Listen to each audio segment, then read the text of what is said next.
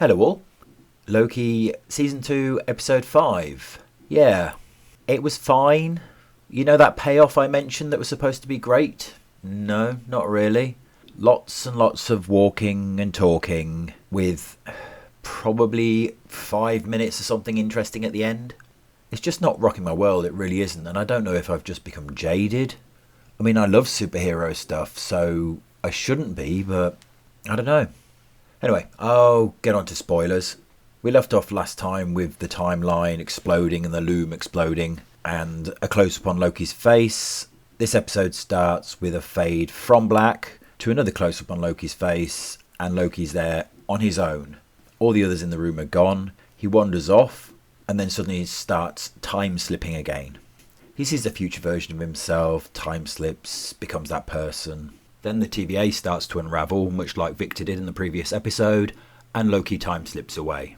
But this time he time slips to an escape from Alcatraz, and there he meets the random dude who is in the room with them, who I still don't know the name of, and he's currently trying to escape the island. Time slips again, and he keeps time slipping to various locations, one of which is the McDonald's, which we know Sylvie works at. Loki time slips again, and there's B-15, and she's a doctor, and he immediately disappears. He arrives outside a shop.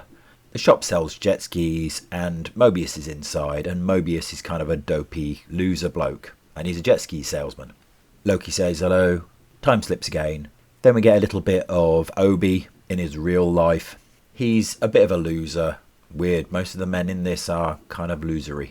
The female character's a doctor. The men are kind of losery. Anyway, he's a monumental failure as an author and puts his own books on shelves in bookstores.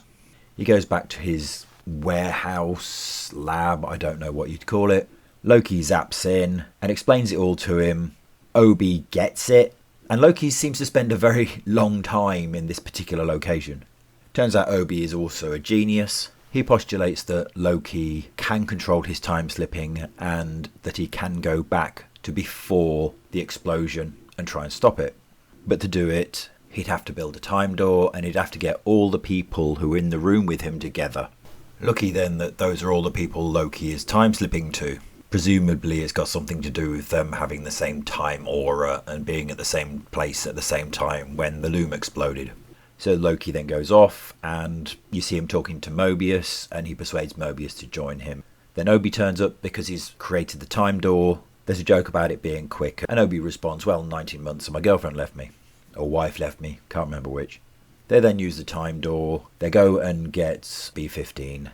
Random dude. And then the final one, Loki has to go and get Sylvie. Meanwhile, there's scenes of the others just standing around, talking nothing much. So the scene with Sylvie opens with her walking out of her McDonald's, putting her food on the truck. Then you see this wisp as she's opening the door. When she goes to grab it, it's gone. And this doesn't seem weird to her, given what she's just been through. Loki turns up, thinking she's not going to remember him. She remembers him. She remembered what happened. So again, why didn't it seem weird that your food disappeared?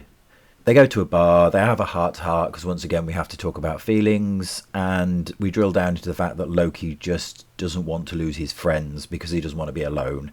He doesn't really want to save the universe or any of that. Don't get me wrong, we all value our friends. But again, it just comes across as him being pathetic. I guess it could be argued that this is always who he's been. That whilst narcissistic, he's always been kind of needy. She refuses to go back with him, tells him to just get a life, and walks away. Loki reaches for a drink and it's gone. Sylvie then goes to a record store, decides she wants to play a record as recommended by the guy behind the counter. She sits listening to the record, and then behind her the world starts to unravel.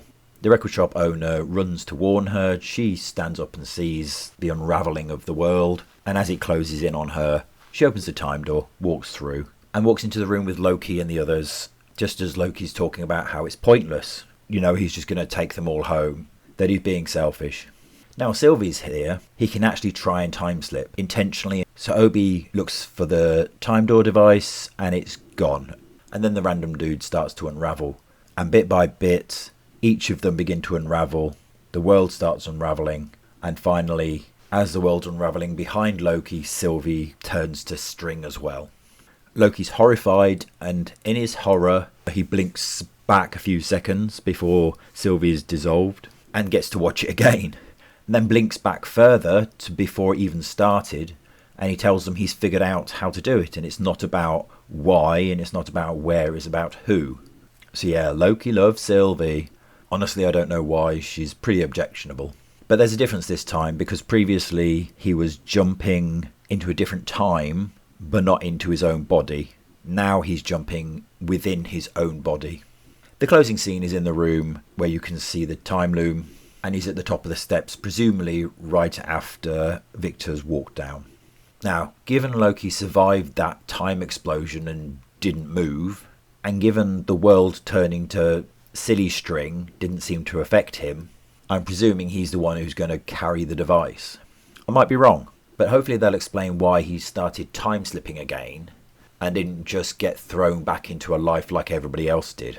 I mean, technically I don't know why Sylvie was thrown to where she was thrown to, because that wasn't her life. You know, all the others were thrown back into the lives of the variants that they were. She was thrown into the life she chose. Odd. So yeah, so it was a shorter episode, and it didn't even need to be as long as it was. Just a lot of talking, a lot of padding, a lot of setting up.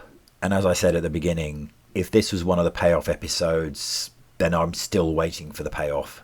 Maybe it'll all be tied up in the last episode. Maybe we'll find out why Loki was time slipping at all. Maybe all the Kangs will arrive. I have heard a rumour on that front.